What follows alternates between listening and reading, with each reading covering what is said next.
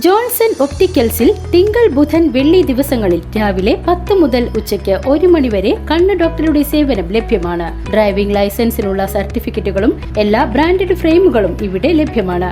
കൂടാതെ ഡോക്ടർമാർ നിർദ്ദേശിക്കുന്ന എല്ലാത്തരം കണ്ണടകളും ജോൺസൺ ഒപ്റ്റിക്കൽസിൽ നിന്നും ലഭിക്കുന്നു. ജോൺസൺ കണ്ണട വ്യാപാരം ഡിവൈൻ ആശുപത്രിക്ക് എതിർവശം വടക്കാഞ്ചേരി.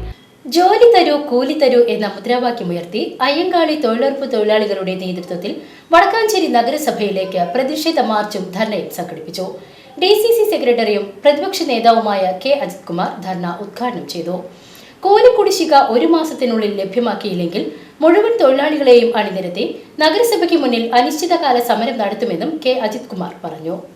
വടക്കാഞ്ചേരി നഗരസഭയിലേക്ക് അയ്യങ്കാളി തൊഴിലുറപ്പ് തൊഴിലാളികളുടെ നേതൃത്വത്തിൽ പ്രതിഷേധ മാർച്ചും ധർണയും സംഘടിപ്പിച്ചു.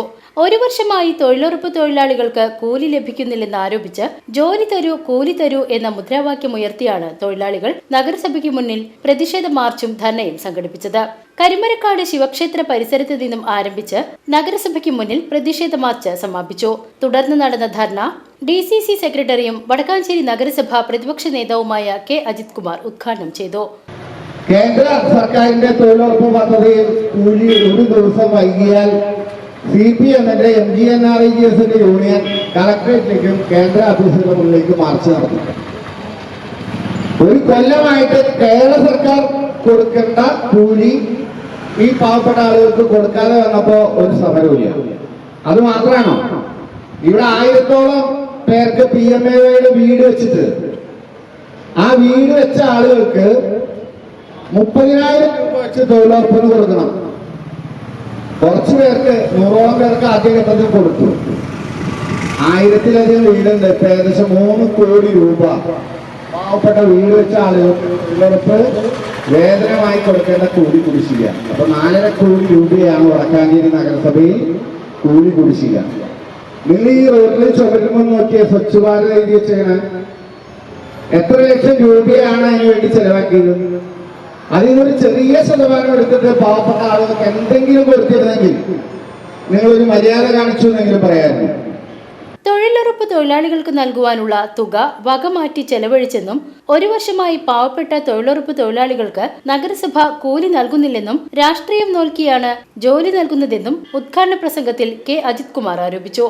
മരുന്നിനും മറ്റ് അവശ്യ കാര്യങ്ങൾക്കുമായാണ് നിവർത്തിയില്ലാഞ്ഞിട്ടുകൂടി പ്രായമായവർ തൊഴിലുറപ്പ് ജോലിക്കിറങ്ങുന്നത്. അത്തരം ആളുകളോടാണ് കൂലി നൽകാതെ നഗരസഭയുടെ അനീതിയെന്നും K. അജിത് കുമാർ കൂട്ടിച്ചേർത്തു.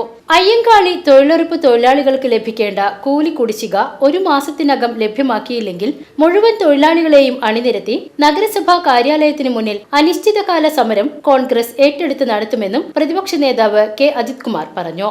വടക്കാഞ്ചേരി നഗരസഭ പ്രതിപക്ഷ ഉപനേതാവ് SA ആസാദ് അധ്യക്ഷത വഹിച്ച ചടങ്ങിൽ യൂത്ത് കോൺഗ്രസ് അഖിലേന്ത്യാ സെക്രട്ടറിയും കൌൺസിലറുമായ PN വൈശാഖ് മുഖ്യപ്രഭാഷണം നടത്തി. DCC secretary PJ Raju, block സെക്രട്ടറിമാരായ ശശി മംഗലം, ഷാനവാസ് MH, ബാബുരാജ് കണ്ടേരി, കൌൺസിലർമാരായ KT ജോയ്, ജോയൽ മഞ്ഞില, സന്ധ്യ കൊടക്കാടത്ത്, പ്രകാശൻ, ബുഷറ റഷീദ്, ഉദയബാലൻ, ഗോപാലകൃഷ്ണൻ, ബിജീഷ് ഭാസ്കരൻ, കമലം ശ്രീനിവാസൻ, നഫീസ നാസറലി, സൈറ ബാനു, രാജശ്രീ സുഗുണൻ, വടക്കാഞ്ചേരി മണ്ഡലം പ്രസിഡന്റ് ബിജു ഇസ്മായിൽ, മറ്റ് നേതാക്കൾ, തൊഴിലുറപ്പ് തൊഴിലാളികൾ തുടങ്ങിയവർ പങ്കെടുത്തു. VCV news Vadakkanchery.